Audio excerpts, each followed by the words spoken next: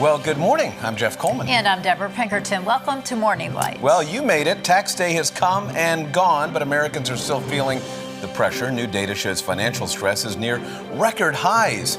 So if a large number of Americans identify as Christian, why is anxiety about money still so overwhelming? The panel will break it down and give us some answers. Yet here's a preview of what's coming up later in the show. A central Pennsylvania nonprofit provides health insurance to thousands of people who are uninsured. Hope Within not only provides physical needs, but spiritual needs too. The executive director will share ways you can get involved. The number of people and the ways Hope Within helps is extraordinary. It is. It really is. Well, now the tax day is over, America is once again focused on money, whether we have enough, whether we ever truly have enough. But new national data is sobering. 88% of U.S. adults say they are under financial stress, according to the National Endowment for Financial Education. More than 3 out of 4 people say they took a financial hit last year. These are some of the highest stress levels recorded in years. So why? In the richest nation on earth, are so many still deeply afraid? Prices keep going up. Yeah. For sure. But part of the pressure may be what we believe life is supposed to cost. As we told you before, the American dream costs about $5 million over a lifetime, which includes housing, raising children, and retirement. That's according to Investopedia. But in comparison, the average American with a bachelor's degree is expected to earn about $2.8 million over their career. You don't have to be a math major to figure out there's that's not a enough. wide gap, and that gap between expectation and reality is massive, and it's fueling financial strain across the country. Now, here's where it gets complicated. A central teaching of Jesus is clear. Do not worry about your life. According to Pew Research Center, about 62% of Americans identify as Christian. But anxiety about money remains one of the most dominant forces in daily life. The disconnect is pretty striking. We're going to look to our panel for some help today. Dr. Joe Green, Ajay Kunarasa, and Caleb Steindel here this morning. Caleb, welcome. Glad to have you as not new to the program, but new to the panel. Yeah, thanks for having me. Excited to be here. New to marriage? Yes, new to marriage. How many days in? I don't remember the exact day. We're in between 2 and 3 months at this point, though. I should probably have the day down to a science, though. To all the young unmarried men out there, you're recommending it as an institution? I've been telling everyone 10 out of 10 would recommend it. Awesome. Yes, because everyone asked me, so yeah. Great. We're going to check back in a year. That's right. Then see my answer. Then at year 7 and all that. Right. Jay, what is the disconnect here that we're talking about between America's wants, needs, desires, expectations, hopes, dreams, and the reality? Because I don't run into too many people, even the ones who are driving beautiful cars and big homes, saying, I'm so thrilled and blessed to be living in America. Yeah. These numbers, 88% of Americans saying, we are really stressed about money, but we have a lot of it. What's the deal? Man, my mind goes right away. When we feel anxiety or stress, it's usually because something we love is threatened. You know, and here in this country, we've had the privilege of having a certain amount of stability and affordability.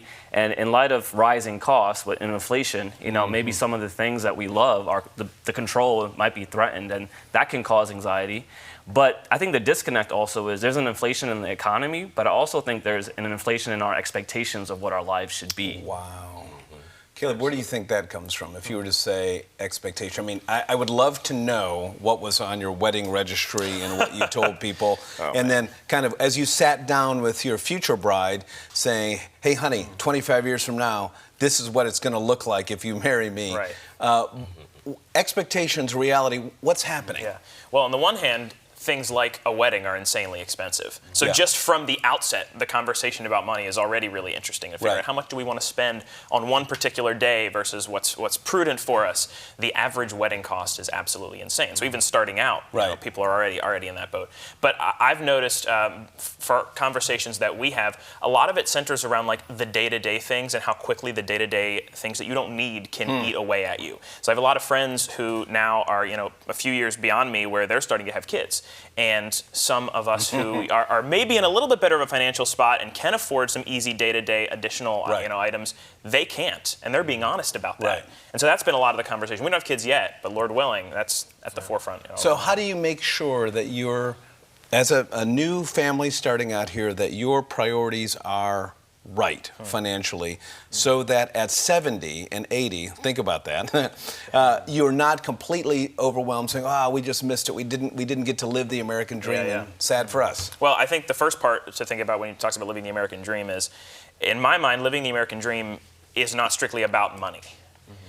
I think it's become the conversation surrounding the American dream is, it's all about money, but it's really not. It's about the opportunity and the ability to enjoy life. Right. And so what we've done, one of the things that we've done is tried to live underneath our means, and what maybe we can at this early starting point enjoy a little bit more, but we're going to live a little bit more frugally to prepare ourselves for that and prepare for perhaps not the greatest level of comfort that we want. We're going to put a website on the screen if anybody wants to donate to your. There you go. That'd be nice. We'll take it. Yes. All right, Joe. So you've spent a lifetime counseling people, helping people whose expectations on the dream never seemed to work out, and they never were able to and people who did the right things and went to the right schools, but yet there's an emptiness at the end of the American dream. And I would equate it to, and there are real issues that some people are struggling to meet the basic needs that they have, but for the most part, I would say two things have crept into the American dream, and that's materialism and marketing. And so, with marketing, they have, and advertising, they've learned how to create a desire in you for things that you really may or may not have, really need. I think about in times past when I grew up, but we didn't really have a whole lot of stuff. But now people have a lot more stuff, but they feel more stressed. For instance, I knew a couple that instead of spending $10,000 or $20,000 or more on the wedding, they said instead of doing that, let's have a simple wedding, go to the Justice of the Peace, and take the money we would get as gifts and use it to begin to start our life. As opposed to, I know young couples now, they will do what they call them, location weddings, destination weddings, and so everybody goes to Jamaica to get married, and so now the next bride, so your wife may or may not do this, but look at the bride before her and say, why couldn't we go to Jamaica, you know? And so I think that those are two things that have crept in the American dream that have given us unreal expectations on what we really need. Okay. So I had the iPhone 15, and now I got to have the iPhone 16 because that one has 4 cameras. My old one only had Isn't two that cameras. funny? We're sitting around tables looking at people and saying, I wonder what iPhone that is. Right, And then there's always some person at the table who's got, well, this is the first. We had a guest the other day on the show who was zooming in and said, by the way, this is the oldest model iPhone. I go, well, that's interesting. So when you're dealing with young people in your ministry day to day who are looking at social media and they see an expectation of a star, maybe it's a star who had a jaw surgery and they're not happy about the jaw, or they're looking at a lifestyle, the car, the amenities. How do you turn that down and say there's something so much more valuable and I don't want you to miss it? How do you get through? Yeah, we try to address core issues with our young adults and students at True Life. We want them to, and the core issue is trust. What do you trust? And where do you put your faith in? And in our culture, there's numerous lies that are being told to us all the time. That car will make you happy, or this marriage will complete you, fulfill you to the fullest. And those things are good things, and there's elements of truth in there, but like our ultimate satisfaction and joy cannot be rooted in those things, such as you were saying, Joe, like the more stuff doesn't translate to more happiness. It's more misery, and then you quoted the Sermon on the Mount there with Jesus, and he just says you cannot love God and money. You cannot serve God and mammon.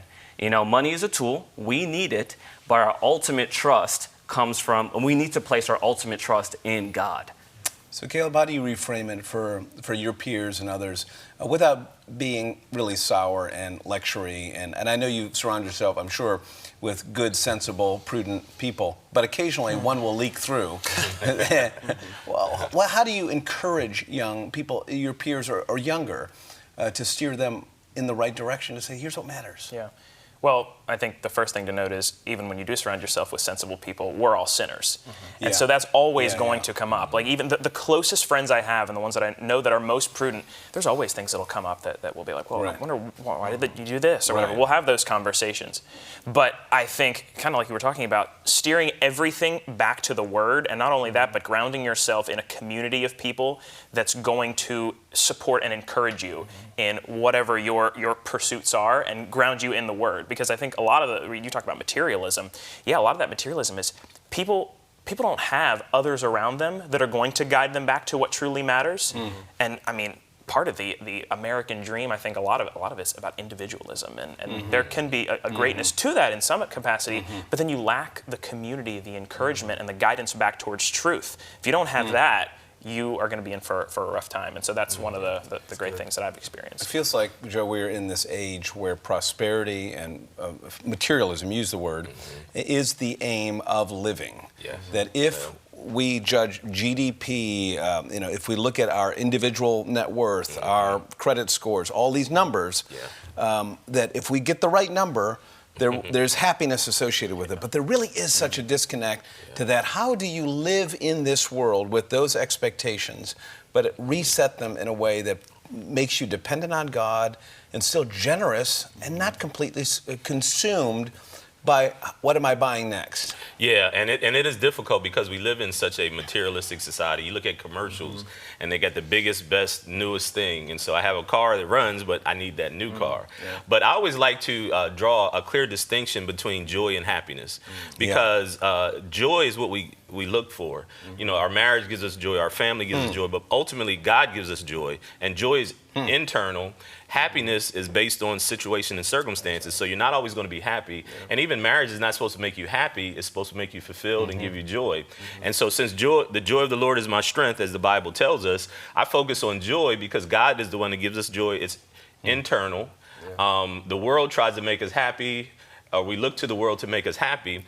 And so I'm not always going to be happy, but when I have the joy, it means I have the fulfillment that says that, God is my source. I trust in him. Matthew chapter 6, seek ye first the kingdom of heaven and all of his righteousness.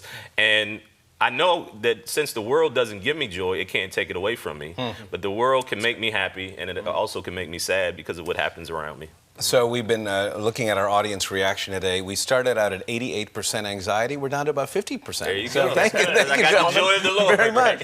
Well, coming up on Morning Light, sharing God's love with people in need. That's the mission of Hope Within. This nonprofit provides free medical care, counseling, dental care, all of it right here in central Pennsylvania. Debra talks with the new executive director. Up next, you're watching Morning Light right here on Lighthouse TV.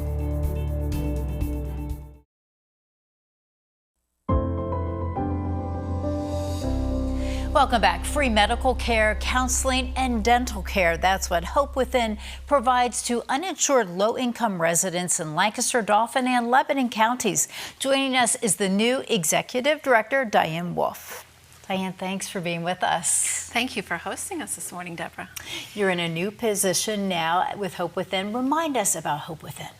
Well, it has been a joy just to be a part of this team, this ministry, so I'm excited to come and share a little bit about it. Hope Within is a not-for-profit, faith-based medical, dental, counseling clinic. We offer all of those services free of charge because we are fully funded by donations. We service people from Lebanon, Lancaster, and Dauphin County, and we pray about each person who gets to cross that threshold every day.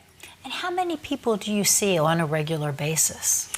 That can vary. We have clinic 2 to 3 days a week, sometimes all day, sometimes just half days, depending on the provider's ability to volunteer.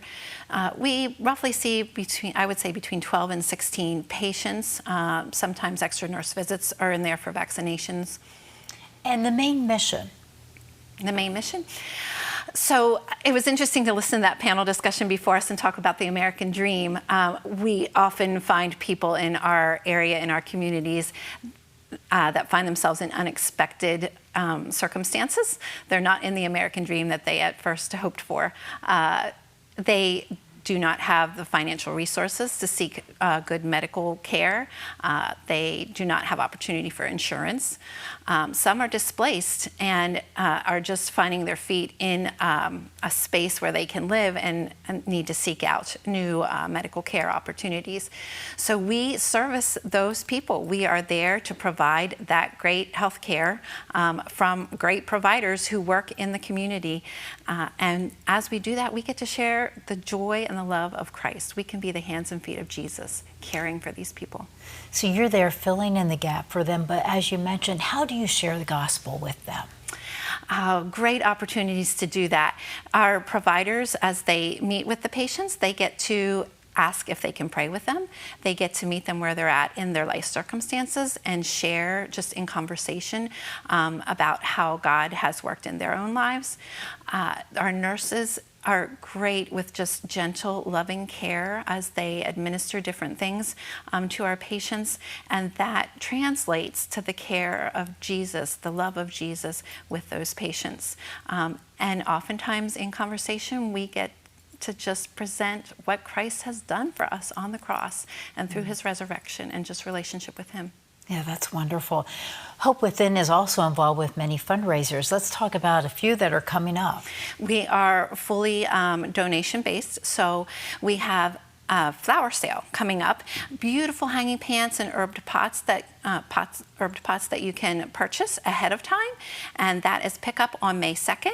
We also have the Highmark Walk for Healthy Communities located on the Harrisburg Area Community College campus, and that allows you to walk a 5K, run a 5K, and we gather sponsors for that. That's May 16th. And then June 6th, we have a chicken barbecue. You pre-purchase those tickets and you can have lunch for your family. And that is pickup on June 6th at Hope Within. Both of the flower sale and the chicken barbecue sale provide opportunities for you to come see what Hope Within is about and give you a tour. So we invite you all out. You can find all of that information at hopewithin.org. And it is so important. These fundraisers are essential for you. They are, because we are fully donation-based. That provides income. All of the proceeds from that goes to Hope Within. And it also gives us opportunity to partnership with different people in the community, new friends that might really love what we do, enjoy what we do, want to partner with sharing the love of the Lord with our patients. And share one of the stories of how this ministry is making a difference. One that really sticks out in my mind is a young woman had come in for a patient visit, and in the course of that visit got some diagnosis that was a little bit emotionally unraveling. And as she came out to check out and get some of the resources that she needed, you could tell that she was struggling a little bit. And our front desk staff, our nurse staff, surrounded her in a circle and just prayed with her and encouraged her. And she walked away with new friends, with a new family, with new support, and very much encouraged in the light of not so great news. Yeah, that is so wonderful to hear.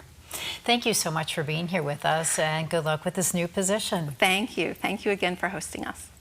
Still to come on Morning Light, Hope Within relies on volunteers to provide medical care. You will hear from a family medicine doctor next. Stay with us.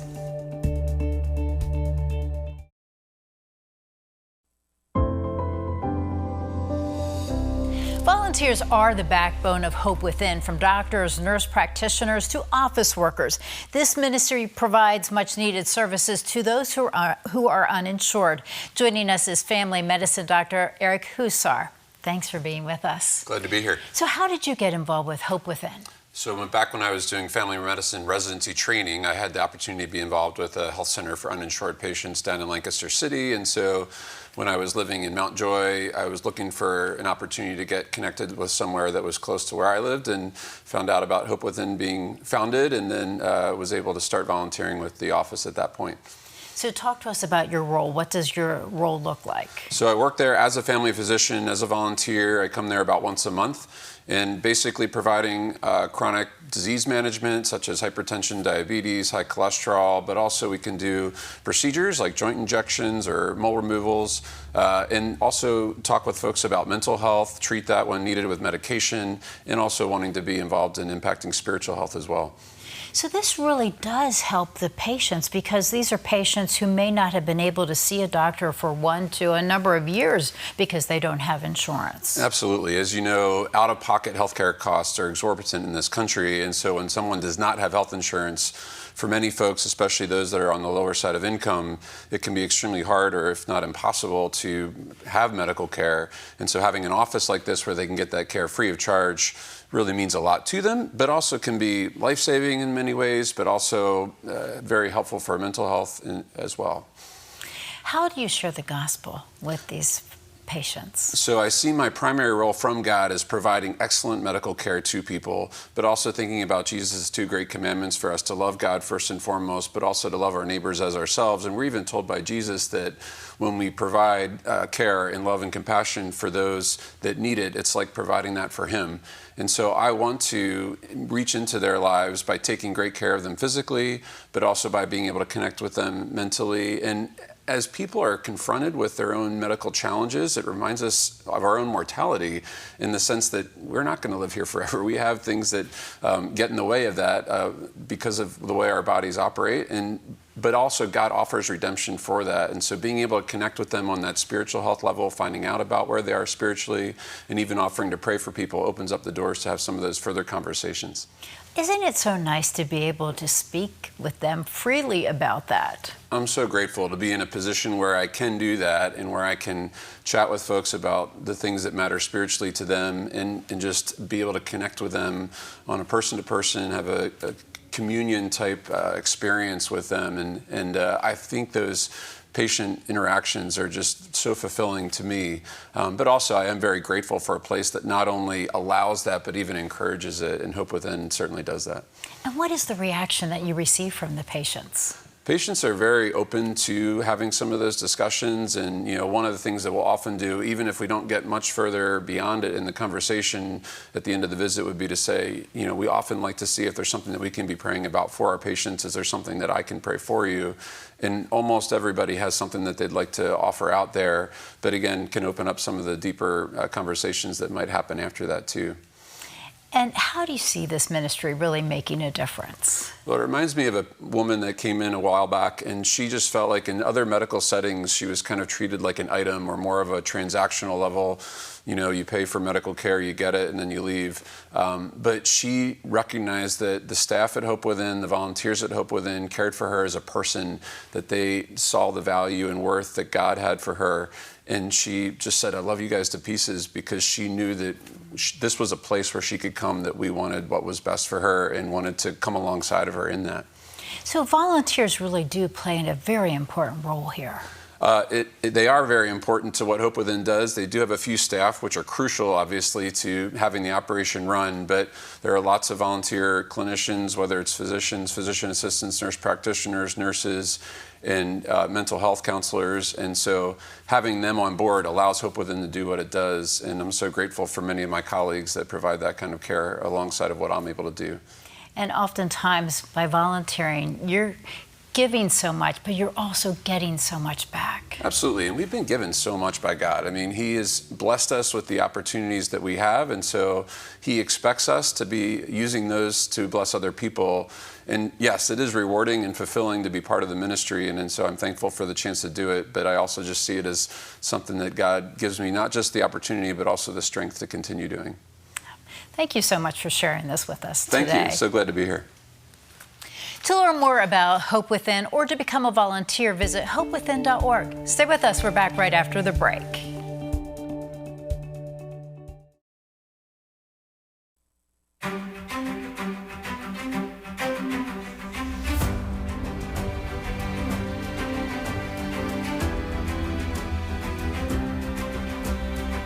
Welcome back. Coming up tomorrow on Morning Light, we first introduced you to Steve Amerson in February. Well, the world-class vocalist has recorded more than a dozen albums and can be heard in films, commercials, and TV shows. He shares how the greatest commandment to love God and others really helped shape his career path. And that's a look at what's coming up tomorrow on Morning Light. Now, Jeff, your closing thoughts. He's a very talented guy, your guest, and I hope you can sing with him tomorrow, Debra. I think our audience would like to. You'll join him, I'm sure. Well, friends, in case you missed it, at a moment when public life often feels like a contest of stubbornness, something quite remarkable happened this week. Maybe you saw it. After a sharply worded dissent that mischaracterized parts of his opinion, Justice Sonia Sotomayor personally apologized. You heard that right. Apologized to fellow Justice Brett Kavanaugh. Two people from two different perspectives politically and certainly different approaches to the law. There was no press tour, there was no spin, just a simple act of humility. In a culture where politicians and pundits and maybe the rest of us double down, treat concession as a weakness, that somehow there is a flaw in our character if we don't fight back, that kind of moment feels, well, pretty rare. But I don't think apology is weakness at all.